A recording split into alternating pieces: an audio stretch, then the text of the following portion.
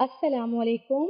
मेरी नंद रोज अपने शोहर से लड़कर हमारे घर आ जाती और मेरे कमरे में सोने चली जाती। मजबूरन हमें सहन में चारपाई पर सोना पड़ता, लेकिन सुबह होते ही मेरी नंद खुशबाश उठती और वापस अपने शोहर के घर चली जाती। मैं तो नंद के इस रोज के तमाशे से तंग आ गई थी। एक दिन मैं नंद के सोने के बाद जाकर अपने कमरे में नंद के बराबर में लेट गई, लेकिन कुछ देर बाद ही जो शख्स कमरे में दाखिल हुआ उसे देखकर तो मैं सांस लेना ही भूल गई। कभी कभी हमें वो सब कुछ देखने को मिलता है जिसके बारे में हम कभी सोच भी नहीं सकते। मेरे साथ भी कुछ ऐसा ही हुआ था। मैं जो गर्मी से तंग आकर अपने कमरे में जाकर लेटी तो मुझ पर एक ऐसी हकीकत आश्कार हुई कि मेरे पैरों तले जमीन ही निकल गई। मेरी नंद की शादी को 3 दिन ही गुजरे थे कि उसने अजीब तमाशा शुरू कर दिया था। वो अपने शोहर से लड़ झगड़ कर हमारे घर आ जाती और मेरे कमरे में बैठकर रोने लगती और फिर वहीं सो जाती। जब पहले दिन उसने ऐसा किया तो मेरे शोहर ने कहा कि अभी उसकी ज़हनी हालत ठीक नहीं है, चलो हम चलकर सहन में चारपाई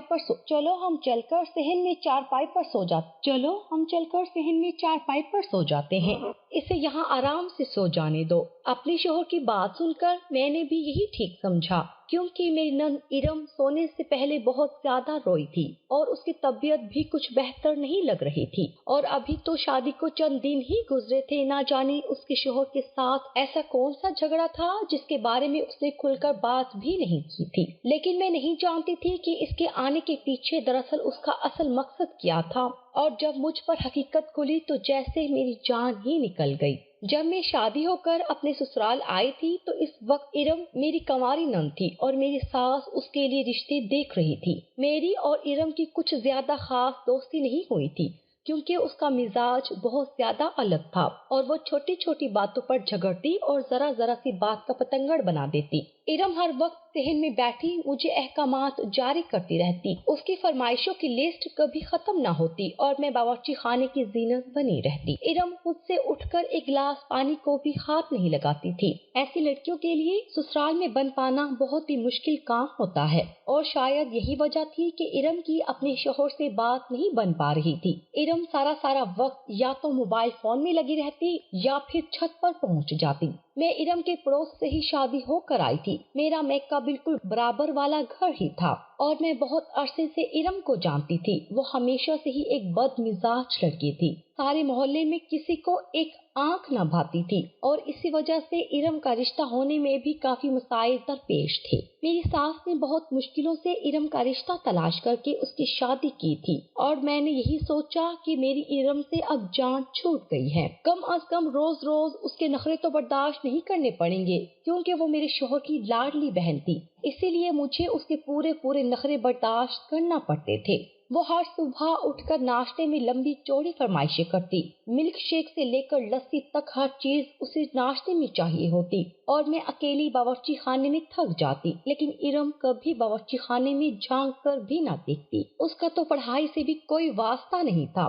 उसे स्कूल कॉलेज के नाम से बहुत ज्यादा नफरत थी और यूं वो घर में रह रहकर शादी से पहले ही पूरी औरत बन चुकी थी। इरम का शुमार उन लड़कियों में होता था जिनको मोहल्ले के हर घर की सारी मालूमात होती थी। पहले दिन तो जब इरम अपने शोहर से लड़ झगड़ कर आई तो मैंने खामोशी से बर्दाश्त कर लिया, क्योंकि अगर मैं उसे एक लफ्ज भी कहती तो मेरा शोहर मेरे खिलाफ खड़ा हो जाता और मैं अपने शोहर के साथ सहन में चारपाई पर आकर सो गई। हैरत की बात ये थी कि वो अपनी माँ के कमरे में जाने के बजाय ना जाने क्यों मेरे कमरे में आकर सो गई थी। और इससे भी ज्यादा हैरत मुझे उस वक्त हुई जब वो खुशबाश उठकर वापस अपने ससुराल चली गई। मुझे समझ नहीं आ रहा था कि रात ही रात में ऐसा क्या हुआ कि उसका मूड इतना अच्छा हो गया और वो खुशी खुशी वापस अपने घर चली गई। लेकिन कहीं ना कहीं मैंने दिल में शुक्र का कलमा भी अदा किया कि मेरी जान तो उससे छूट गई। मगर मैं ये नहीं जानती थी कि ये तो रोज का मामूल बन जाएगा और मुझे हर रात ही अपना कमरा छोड़ना पड़ेगा। अगले दिन थकी हारी जब मैं अपने कमरे का बिस्तर सेट करके सोने की तैयारी से बेड पर लेटने ही लगी थी कि कमरे का दरवाजा जोर जोर से बजने लगा और जैसे ही मेरे शोहर ने दरवाजा खोला तो इरम वापस हमारे सामने खड़ी थी और आज भी वो जोरों शोर से रो रही थी। मेरे शोहर उसे अपने सीने से लगाए कमरे में ले आए। मैं भी हड़बड़ाकर उठ बैठी कि अब क्या मुसीबत आन पड़ी है। इरम बिना कुछ कहे ही रोने में मसरूफ थी और मैं खामोशी से बैठी अब ये तमाशा देख रही थी। मेरा दिल चाह रहा था कि मैं उससे पूछूं कि आखिर मसला है क्या, लेकिन अपने शौहर को देखकर मैं एक बार फिर खामोश हो गई, जो ना जाने कौन सी बात पर उसे तसल्ली दे रहे थे, जबकि इरम ने तो अभी तक कुछ बोला भी नहीं था। मैंने अपने शौहर से कहा कि पहले ये तो मालूम कर ले कि आखिर मसला क्या है। मेरी ये बात सुनते ही इरम के रोने में शिद्दत आ गई और मेरे शौहर ने कहा कि फिलहाल तुम कमरे से बाहर चली जाओ, मेरी बहन के हर दुख की वजह तुम ही हो। और यूं मुझे अपना कमरा छोड़कर फिर सहन में आना पड़ा। इरम के सामने मेरी कोई औकात नहीं थी। अगर वो अपने भाई के सामने मेरे खिलाफ एक बात भी कहती तो उसका भाई फौरन यकीन कर लेता, जबकि मेरे हजार सच के बावजूद भी मैं ही झूठी साबित हो जाती। सहन में इस कदर मच्छर हो रहे थे कि मुझे नींद नहीं आ रही थी। थोड़ी देर बाद मेरे शौहर भी वहीं चले आए और मुझे बेचैन देखकर कहने लगे कि मेरी बहन परेशान है और उसे आराम की जरूरत है। अगर वो हमारे कमरे में सो जाएगी तो कोई कयामत नहीं आ जाएगी। अपने शौहर की बात सुनकर मैंने खामोशी से मुंह फेर लिया, क्योंकि उनसे कुछ भी कहना बिल्कुल अपनी मुंह खाली करवाने जैसी बात थी। इरम के सुकून के आगे मेरा सुकून उनके लिए बिल्कुल बेमायनी था। वो हमेशा से ही इरम की खातिर जान देते थे और मैं शादी के पहले ही दिन से उनके और इरम के रिश्ते को देख रही थी।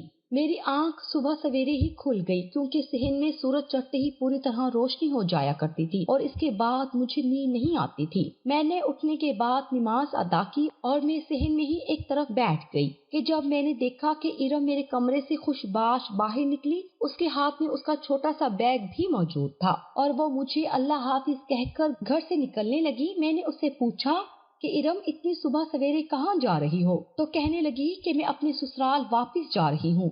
ये तो मेरा मैका है, मेरा असली घर तो मेरे शौहर का घर है। और ये कहकर वो चली गई और मैं अपनी जगह हैरत ज़दा बैठी रह गई। ना जाने आधी रात को उसे अपने शौहर से ऐसा कौन सा मसला हो जाता है जो सुबह सवेरे होते ही खत्म भी हो जाता है, जबकि इरम के ससुराल में तो कोई भी नहीं था, बस वो और उसके शौहर अकेले रहते थे। उसके सारे ससुराल वाले दूसरे शहर में रहते थे और उसका शौहर यहाँ नौकरी की गर्ज से अकेला ही रहता था। और यही देखकर मेरी सास ने शादी की थी कि इरम जिस मिजाज की लड़की थी वो कभी भी अपने ससुराल वालों के साथ जिंदगी नहीं गुजार सकती थी। मेरी सास खुद भी इरम की हरकतों से और आदतों से परेशान थी, लेकिन वो हमेशा यही कहती थी कि उसके भाई ने उसे इतना बढ़ावा दिया है कि मैं चाहकर भी उसे सुधार नहीं पाई। मेरी सास बहुत अच्छे से जानती थी कि इरम की आदतें कैसी हैं, लेकिन मेरा शौहर हमेशा इरम की पुष्टपनाही करता और अपने बेजा लाड प्यार से उन्होंने इरम को इस मकाम पर लाकर खड़ा कर दिया था कि वो इंतहाई हद तक जिद्दी और बदमिजाज हो चुकी थी। इरम के जाने के बाद जब मेरे शौहर उठे तो मैंने उन्हें बताया कि इरम तो सुबह उठकर अपने घर वापस चली गई है। तो वो मुस्कुराकर कहने लगे कि मेरी बहन इतनी ही साफ दिल की है, वो ज्यादा देर किसी से नाराज रह ही नहीं सकती। और ये कहकर उन्होंने बात ही खत्म कर दी, जबकि मुझे तो ये बात बहुत ही अजीब लग रही थी। अपने शौहर के दफ्तर चले जाने के बाद मैंने अपनी सास से भी इस बारे में जिक्र किया, तो वो कहने लगी कि उन्हें तो यही नहीं मालूम कि इरम आधी रात को घर भी आई थी, लेकिन फिर वो भी यही कहकर खामोश हो गई कि अच्छा है वो खुद ही वापस चली गई, वरना मैं भला अपने दामाद से क्या बात करती और क्या पूछती कि मेरी बेटी आधी रात को इस तरह मुंह उठाकर वापस क्यों आ जाती है। ये कहकर मेरी सास ने भी अपनी जान छुड़ा ली थी और मैं दरमियान में पिस गई थी, क्योंकि वो एक दफा फिर रात को लड़ झगड़ कर घर चली आई थी। आज तीसरा दिन हो चुका था कि जब मुझे सहन में सोना पड़ रहा था और मुझे बिल्कुल भी नींद नहीं आ रही थी। अब तो नींद से मेरा सर भी दुखने लगा था। मेरा दिल चाह रहा था कि अपने शौहर को उठाकर कहूँ कि इरम को वापस उसके घर छोड़कर आए, लेकिन मुझ में इतनी हिम्मत नहीं थी। अगर मैं ऐसा करती तो मेरा शौहर पहली फुर्सत में मुझे ही मेरे घर छोड़ आता। मेरा तो घर भी बराबर में ही था। थोड़ी देर सहन में यहाँ वहाँ चक्कर काटने के बाद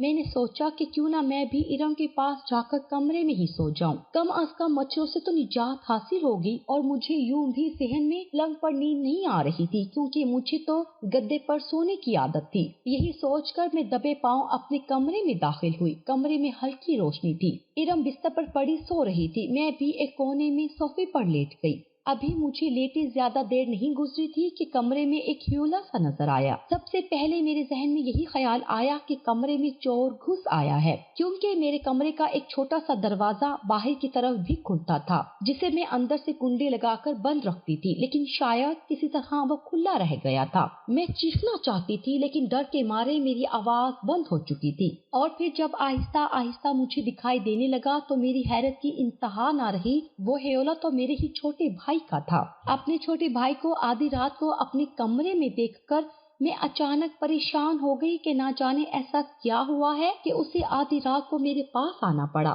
مجھے اپنی ماں کا خیال آیا جو کہ دل کی مریضہ تھی، شاید کہ ان کی طبیعت خراب ہوئی تھی۔ لیکن میری حیرت کی انتہا نہ رہی کہ جب میرے چھوٹے بھائی نے آتے ہی ارم کو آواز دے کر اٹھایا اور اس کی پہلی ہی آواز پر وہ اٹھ بیٹھی، اور پھر وہ دونوں سکون سے بیٹھ کر باتیں کرنے لگے۔ وہ دونوں ہی میری موجودگی سے غافل تھے، کیونکہ جس صوفے پر میں بیٹھی ہوئی تھی وہ کمرے کے بالکل ایک کونے میں پڑا ہوا تھا۔ ان دونوں کی باتیں سن کر تو میری جان ہی نکل گئی۔ وہ دونوں میری ناک کے نیچے یہ کیسا کھیل کھیل رہے تھے جس کے بارے میں اگر کوئی بھی جان جاتا تو میری شادی شدہ زندگی بھی خطرے میں پڑ سکتی تھی۔ وہ دونوں خود تو دلدل میں پھنس ہی رہے تھے، ساتھ میرے گھر گھرستی بھی دھنسا رہے تھے۔ ارم بہت آرام سے میرے بھائی سے کہہ رہی تھی کہ وہ کچھ ہی دن میں اپنی حرکتوں سے اپنے شوہر کو اتنا عاجز کر کے رکھ دے گی کہ وہ تنگ آ کر اسے چھوڑ دے گا، اور میرا بھائی ارم سے یہ کہہ رہا تھا کہ اس بار وہ کسی بھی طرح مجھے اس رشتے کے لیے راضی کر لے گا۔ میری نند ارم بڑی آرام سے اپنا گھر توڑ کر میرے چھوٹے بھائی شاہد کے ساتھ ایک نئی شادی شدہ زندگی گزارنے کی خواب دیکھ رہی تھی، اور میرا بھائی بھی پوری طرح اس کا ساتھ دے رہا تھا۔ اب سب کچھ میری برداشت سے باہر ہو گیا تھا اور میں نے اٹھ کر کمرے کی لائٹ جلا دی تھی۔ کمرے کی لائٹ جلتے ہی وہ دونوں ہڑبڑا گئے تھے۔ مجھے دیکھتے ہی ان دونوں کی چہرے کی رنگت بدل گئی۔ ان دونوں کے وہم و گمان میں بھی نہیں تھا کہ میں کمرے میں موجود ہوں گی، کیونکہ جہاں ارم ہوتی تھی میں اس جگہ سے کوسوں میل دور رہتی تھی۔ مجھے اب سمجھ آ گیا تھا کہ ارم روز رات کو کیوں ہمارے گھر چلی آتی ہے اور صبح اٹھتے ہی کیوں واپس اپنے گھر چلی جاتی ہے۔ جب سے میں شادی ہو کر آئی تھی ارم اسی وقت سے میرے بھائی شاہد کو پسند کرتی تھی، اور میری شادی کے کچھ عرصے بعد ہی اس نے شاہد سے متعلق اپنی پسند کے بارے میں مجھے آگاہ کر دیا تھا۔ لیکن ارم کی عادتیں اور مزاج ایسا نہیں تھا کہ میں اسے اپنی بھابھی بناتی۔ شاہد میرا اکلوتا چھوٹا بھائی تھا اور مجھے اس کے لیے ایک سلجھی ہوئی اور ذمہ دار لڑکی چاہیے تھی جو میرے بھائی کی زندگی کو سنوار دیتی۔ ارم کی زبان تو تلوار سے بھی زیادہ تیز تھی۔ وہ ایک نمبر کی کام چور لڑکی تھی، اور سب سے بڑھ کر یہ کہ میرے شوہر نے اسے جس طرح لاڈ پیار میں بگاڑا تھا اس کی نظر میں اب ہر شخص حقیر اور کیڑے مکوڑوں جیسا تھا۔ شادی کے شروع کے کچھ دن تک ارم کا رویہ پھر بھی میرے ساتھ کچھ بہتر تھا، کیونکہ وہ کسی بھی طرح شاہد سے شادی کرنا چاہتی تھی۔ میرے بھائی شاہد کی ایک بہت اچھی نوکری تھی اور اس کے پاس گاڑی بھی تھی، اور میرے گھر میں میری ایک بیمار ماں کے علاوہ کوئی بھی موجود نہیں تھا۔ اگر ارم کی شادی میرے بھائی سے ہوتی تو میں اس کی اکلوتی نند ہوتی جسے وہ اپنے بھائی کے ذریعے بہت آسانی سے اپنے گھر سے دور کر سکتی تھی۔ ارم کو شاہد سے محبت تو تھی ہی، لیکن اس نے ساتھ میں بہت ساری چیزوں کو بھی مد نظر رکھ کر ہی شاہد سے شادی کرنے کا فیصلہ کیا تھا۔ لیکن جب یہ بات میرے کانوں میں پڑی تو میں نے شاہد کو سختی سے کہہ دیا کہ میں اس رشتے کو کبھی نہیں ہونے دوں گی۔ ارم سے دوہرا رشتہ بنا کر میں اپنی زندگی کو وبال نہیں بنا سکتی تھی، اور نہ ہی میں اپنے بھائی کی زندگی کو خراب کرنا چاہتی تھی۔ میرا بھائی وقتی جذبات کے پیچھے ارم جیسی لڑکی کو اپنی زندگی میں اگر شامل کر لیتا تو اس کی پوری زندگی جہنم بن جاتی، کیونکہ میں کچھ ہی عرصے میں ارم کو بہت اچھی طرح جان گئی تھی۔ ارم کی زبان کے شر سے تو اس کی اپنی ماں بھی محفوظ نہیں تھی، وہ بھلا میری ماں اور میرے بھائی کی کیا عزت کرتی۔ میں نے دو ٹوک لہجے میں اپنی ماں کو بھی یہ بات کہہ دی تھی کہ اگر ارم کا رشتہ شاہد سے ہوا تو میں ہمیشہ کے لیے ان کی دہلیز پر واپس آ سکتی ہوں، کیونکہ یہ رشتے زیادہ دن پھر نہیں چل پائیں گے، اور میری وجہ سے میرے بھائی اور میری ماں نے ارم کا رشتہ نہیں بھیجا۔ لیکن میرے بھائی نے ارم کے سامنے یہ بات ظاہر نہیں ہونے دی کہ میں نے اسے ارم سے شادی کے لیے منع کیا تھا، ورنہ تو اب تک وہ پوری طرح میری دشمن بن چکی ہوتی۔ لیکن شادی کے وقت اسے یہ بات پتہ چل گئی کہ میری وجہ سے اس کا رشتہ شاہد سے نہیں ہوا، اور اس نے یہ بات ٹھان لی کہ وہ کسی نہ کسی طرح شاہد سے دوبارہ شادی کرے گی اور مجھے بھی خوش نہیں رہنے دے گی۔ شادی کے 2-4 دن تو اس نے اپنے گھر میں سکون سے گزار لیے، لیکن اس کے بعد وہ ہر رات ہمارے گھر آ کر بیٹھ جاتی उसे यकीन था कि उसकी बदजुबानी और बुरी हरकतों की वजह से उसका शौहर बहुत जल्द उसे छोड़ देगा, और एक दफा फिर उसने मेरे भाई को अपने झांसे में फंसा लिया था। मुझे देखते ही इरम कहने लगी कि वो यहाँ शाहिद के लिए आती है और उसे किसी बात का कोई खौफ नहीं है और वो शाहिद से ही शादी करेगी, चाहे मैं कुछ भी कर लूं। शाहिद मुझे देखकर नजरें चुरा गया था। मैंने इरम से कहा कि अगर तुम्हारे भाई को पता चल गया कि तुम्हारे यहाँ आने के पीछे असल वजह सिर्फ और सिर्फ तुम्हारी जिद है और तुम अपने इतने अच्छे शौहर और घर को अपने हाथों से खुद बर्बाद करना चाहती हो, तो वो पहली फुर्सत पे तुम्हें खुद ही वापस घर छोड़ाएंगे। ये सुनकर इरम जोर जोर से हंसने लगी और कहने लगी कि भाभी, आपको क्या लगता है कि भाई आपकी बातों पर यकीन कर लेंगे? भाई सिर्फ उसी बात पर यकीन करेंगे जो मैं उन्हें कहूंगी, और मैं उन्हें यही बताऊंगी कि आप मुझे जबरदस्ती इस घर से भगाने के लिए मुझ पर तरह तरह के इल्जामात लगा रही हैं, जबकि मेरा शौहर बिल्कुल भी अच्छा इंसान नहीं है, और ये सुनने के बाद भाई खुद आपको घर से बाहर कर देंगे। इरम की बातें सुनकर शाहिद ने चौंक कर इरम की तरफ देखा कि वो कैसे उसके सामने ही मुझे धमकियां दे रही थी। शाहिद ने शायद पहली दफा इरम का ये रूप देखा था, इसीलिए अचानक उसके चेहरे के तासुरात बदल गए थे। उसने इरम से कहा कि मेरी बहन को इस सब में ना लाओ और उसका घर खराब ना करो, लेकिन इरम ने साफ लफ्जों में कहा कि अब मैं उसकी दुश्मन हूँ और कुछ नहीं। मैंने मुस्कुराकर शाहिद की तरफ देखा और शाहिद भी मेरी मुस्कुराहट का मतलब अच्छी तरह समझ चुका था। इरम की सही हकीकत आज उस पर आश्कार हुई थी। अब तक तो उसने मेरे भाई को अपनी मीठी मीठी बातों के जाल में फंसा कर रखा हुआ था और शायद हमेशा से यही समझता रहा था कि इरम एक बहुत अच्छी लड़की है। आज पहली बार उसने इरम की जुबान की कड़वाहट को महसूस किया था। मैंने इरम से कहा कि मैं अभी तुम्हारे भाई को जाकर उठाती हूँ और उनसे कहती हूँ कि तुम्हें तुम्हारे घर वापस छोड़कर आएं। इरम ने कहा कि ये आपकी गलत फहमी है कि आपके कहने पर मेरा भाई मुझे इस तरह आधी रात को मेरे घर वापस छोड़ने जाएगा। मैं आप पर इतने इल्जामात लगाऊंगी कि आपको मुंह छुपाने की जगह भी नहीं मिलेगी। इससे पहले कि मैं और शाहिद कुछ भी कहते, अचानक ही पीछे से मेरे शौहर की आवाज आई थी। हमारे कमरे की लाइट जलने से सहन में अच्छी खासी रोशनी जाया करती थी और शायद वो इसी रोशनी की वजह से उठ गए थे। मेरे शौहर ने इरम से कहा कि अपना सामान उठाओ, मैं इसी वक्त तुम्हें तुम्हारे घर छोड़ कर आऊंगा। मैं तुम्हारी सारी हकीकत तुम्हारे ही मुंह से जान चुका हूँ। तुमने कैसे मुझे इतना बड़ा धोखा देने के बारे में सोच लिया, जबकि मैं तुम्हारी खातिर अपनी जान भी दे सकता हूँ, और तुम मेरा ही घर बर्बाद करना चाहती हो। मेरी बीवी को मेरी नजरों में गिराकर तुम्हें क्या हासिल हो जाएगा, और खुद भी अपना घर बर्बाद करने पर क्यों तुली हुई हो? अगर मेरी बीवी ने तुम्हें अपनी भाभी नहीं बनाया तो शायद इसमें मेरा और तुम्हारा कसूर है, लेकिन मेरी बीवी का कोई कसूर नहीं है। तुम वाकई एक बदजुबान और बदलिहाज लड़की बन चुकी हो, जिसे इतना भी लिहाज नहीं कि अपने शौहर के निकाह में होते हुए भी आधी रात को एक गैर मर्द से मुलाकात कर रही हो। मेरे शौहर ने एक सख्त नजर शाहिद पर डाली और उसे कहा कि वो अभी और इसी वक्त यहाँ से चला जाए ताकि इरम की इज्जत पर कोई आंच न आए, और साथ ही उन्होंने आगे बढ़कर इरम का हाथ थामा और उसे उसके घर छोड़ने के लिए ले जाने लगे। वो दोबारा जोर शोर से रोने लगी। मेरे शौहर ने कहा कि अब वो इस घर में इसी सूरत में आया करेगी जब वो अपने शौहर के साथ होगी, और वो ये बात अपने जहन से निकाल दे कि उसकी और शाहिद की अब कभी दोबारा शादी हो सकती है। इरम को वापस छोड़कर आने के बाद मेरे शौहर मेरे साथ बैठ गए और रोने लगे। रोते हुए वो मुझे बताने लगे कि जब उनके वालिद का इंतकाल हुआ तो इरम बहुत छोटी सी थी और उन्होंने इरम को हमेशा एक बाप की तरह मोहब्बत दी और हमेशा यही कोशिश की कि उसे अपने बाप की कभी कमी महसूस ना हो। उन्होंने इरम को बड़े भाई की तरह नहीं बल्कि एक बाप की तरह पाला, लेकिन उनको ये अंदाजा नहीं था कि उनके बेजा लाड प्यार और मोहब्बत की वजह से इरम इस कदर बागी हो जाएगी और उसे अच्छे बुरे की तमीज भी नहीं रहेगी।